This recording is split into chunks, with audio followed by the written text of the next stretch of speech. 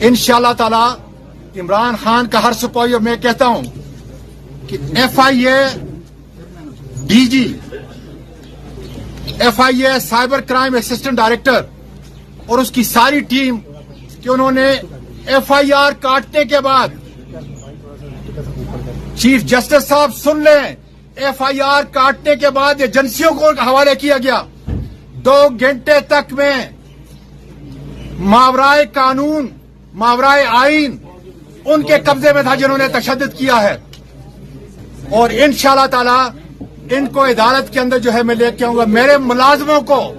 میری معصوم بچیوں کے سامنے، میری پوتیوں کے سامنے انہوں نے جو میری تذلیل کی اور جس طریقے سے مجھے زخمی کیا اور مارا،